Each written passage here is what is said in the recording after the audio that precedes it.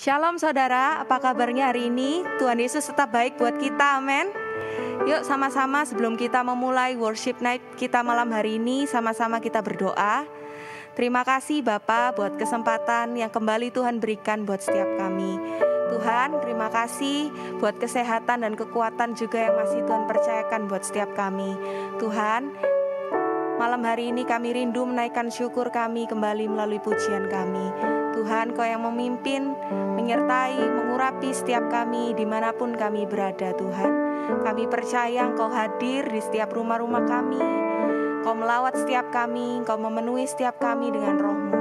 Terima kasih Tuhan, sukacita yang besar kalau kami boleh bersekutu kepadamu Tuhan. Kami bersyukur buat keadaan kami bersyukur buat segala sesuatu yang Tuhan percayakan dalam hidup kami. Kau sungguh baik dalam hidup kami Tuhan. Kasih setiamu besar lebih dari hidup kami. Terima kasih Tuhan. Terima kasih Tuhan Yesus. Yang kami tahu Tuhan, di dalam Engkau kami aman, di dalam Engkau kami merasakan damai, karena Engkaulah sumber damai sejahtera Tuhan. Terima kasih Tuhan Yesus. Terima kasih.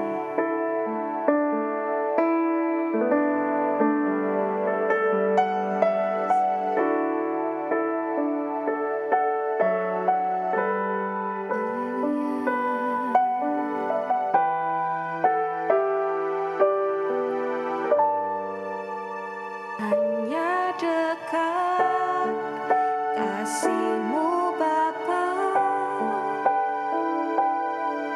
jiwaku pun tentram. Engkau menerimaku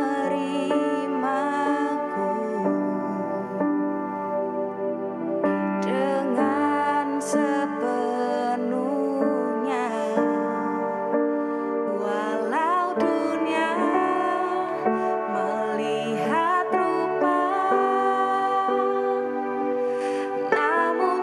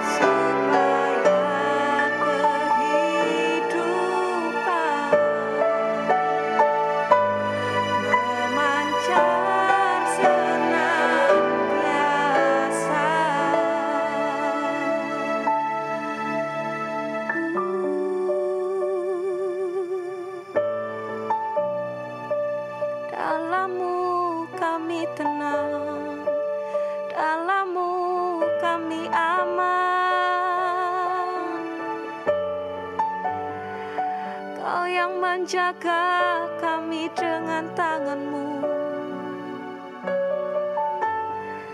Kau menopang hidupku dengan sempurna. Tiada yang seperti-Mu, tiada yang seperti-Mu, oh Yesusku. Sungguh berarti Kau buat kami, kota bentengku, perlindunganku. Kami mau nyanyikan kebesaran-Mu, bersorak atas kasih-Mu.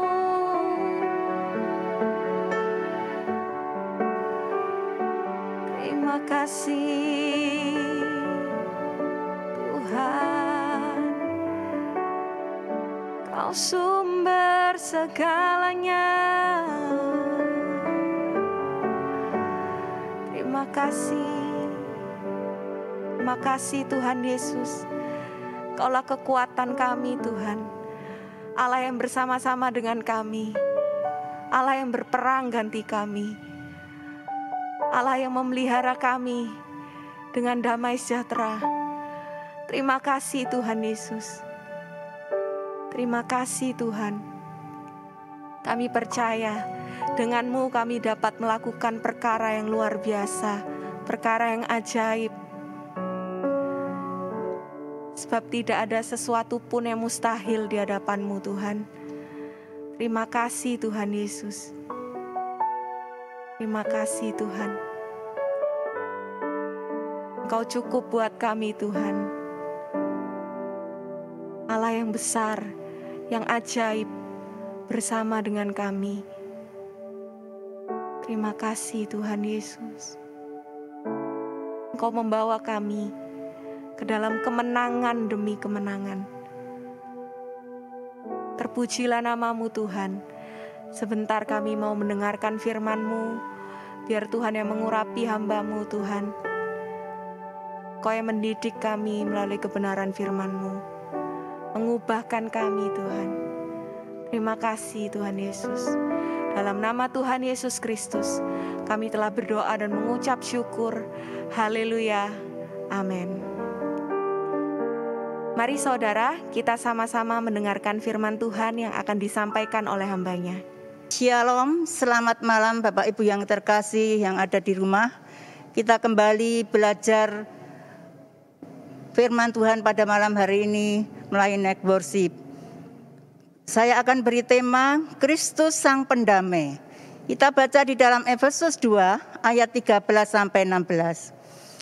Tetapi sekarang di dalam Kristus Yesus, kamu yang dahulu jauh sudah menjadi dekat oleh darah Kristus. Karena Dialah damai sejahtera kita yang telah mempersatukan dua pihak dan yang telah merubuhkan tembok pemisah yaitu perseteruan. Sebab dengan matinya sebagai manusia ia telah membatalkan hukum Taurat dengan segala perintah dan ketentuannya untuk menciptakan keduanya menjadi satu manusia baru di dalam dirinya dan dengan itu mengadakan damai sejahtera. Saudara, seorang dikatakan pendamai, orang itu ya, mengupayakan pendamaian, yaitu keadaan tanpa perang, tanpa permusuhan, hidup rukun dan tenang, baik dalam lingkup sosial maupun lingkup politik. Saudara, apa yang menggambarkan kebenaran yang lebih besar dalam Kristus, karya Kristus bagi manusia? Itu sebabnya dia dikatakan sebagai sang pendamai. Hanya Kristus saja yang diperkenankan Allah melakukan apa yang Kristus lakukan sebagai bukti karya pendamaian bagi manusia. Persoalan yang terjadi perbedaan latar belakang di jemaat di Efesus ini, yaitu dia merasakan bagaimana orang-orang Yahudi itu hidupnya kudus, hidupnya sebagai umat pilihan Allah. Dan tidak mudah mereka menerima orang-orang dari luar, non-Yahudi. Mereka menganggap orang-orang luar kalau masuk di dalam lingkup Yahudi, dia adalah najis. Mereka tidak bisa dengan cuma-cuma menerima komunitas, bahkan dia menganggap najis. Tapi kecuali dia harus mau menerima tata cara orang Yahudi seperti sunat dan hukum-hukum lainnya. Jelas membutuhkan waktu dan mengerjakan ulang apa yang menjadi dasar pola pikir dari jemaat di Efesus ini. Melalui surat penggenapan Rasul Paulus, dia akan menekankan penggenapan janji Kristus. Ada dua hal kebenaran karya Kristus yang ditegaskan Paulus pada jemaat yang ada di Efesus. Yang pertama, keselamatan karena anugerah dalam Kristus Yesus. Jadi ayat 11 dikatakan bahwa frasa pertama-tama dia mengingat bahwa dahulu kamu orang-orang yang bukan Yahudi. Terus di ayat 13 dikatakan bahwa dulu kamu dekat sekarang, dulu kamu jauh, sekarang menjadi dekat. Jadi keselamatan itu bukan hanya milik orang Yahudi saja. Pertama-tama memang dikatakan di situ dia menggenapi hukum Taurat. Tapi di sini dikatakan bahwa Paulus menegaskan kepercayaan mereka adalah seorang Yahudi. Itu kegenapan final dari pengharapan misionaris Yahudi. Jadi bukan hanya orang Yahudi saja Tuhan menyelamatkan, tetapi orang-orang yang non-Yahudi. Yang kedua ialah keselamatan dari Kristus adalah mendamaikan semua pihak, saudara. Jadi bersifat terbuka, bukan hanya kepunyaan orang Yahudi, tetapi non-Yahudi juga. Jadi di sini dikatakan bahwa dalam pandangan Allah, apapun yang di dalam hukum Taurat menunjukkan bayangan yang akan datang. Jadi kematian Kristus merupakan tembok pemisah, yaitu perseteruan. Di dalam ayat yang ke-14. Saudara yang terkasih, kita sebagai anak-anak Tuhan, kita adalah sudah menerima. Sesungguhnya kita sebagai anak-anak Tuhan, Kristus sudah mendamaikan kita. Supaya kita itu yang berdosa ini, saudara, kita menjadi anak-anak yang mempunyai hubungan yang harmonis dengan Allah Bapa. Tadi dikatakan Yahudi dan non-Yahudi itu dua-duanya mereka memperoleh jalan masuk kepada Bapa. Kita sebagai anak-anak Tuhan, kita juga Yesus mendamaikan kita dengan Bapa. Jadi kita punya hubungan yang harmonis dengan Bapa. Pengharapan yang pasti dan keselamatan yang kekal. Saudara, kalau kita sebagai anak-anak Tuhan sudah diselamatkan, apa yang harus kita lakukan untuk kita memberitakan, mewartakan kabar keselamatan itu kepada saudara-saudara kita, keluarga kita, pembantu kita, pegawai-pegawai kita, saudara-saudara kita yang belum percaya Tuhan. Mari kita wartakan bahwa Yesus adalah Sang Pendamai. Sampai di sini firman Tuhan. Terima kasih. Mari kita berdoa. Tuhan, terima kasih buat firman-Mu yang sungguh indah mengingatkan kami bahwa Tuhan Yesus adalah Sang Pendamai. Kami sebagai anak-anak Tuhan, sebetulnya kami orang yang berdosa, tetapi dengan karya Kristus di atas kayu salib sudah mendamaikan kami dengan Allah Bapa, sehingga kami mempunyai hubungan yang harmonis, yang bisa dekat dengan Tuhan. Terima kasih Bapa, terima kasih. Kami bersyukur dan bersyukur kepadamu tidak habis-habisnya bahwa Tuhan mengasihi kami orang berdosa ini, supaya kami juga mewartakan apa yang sudah kami terima dari Tuhan kepada saudara-saudara kami. Tuhan juga supaya Tuhan menyelamatkan saudara-saudara kami. Terima kasih Tuhan, dalam nama Tuhan Yesus Kristus yang hidup kami berdoa mengucap syukur. Haleluya. Amin.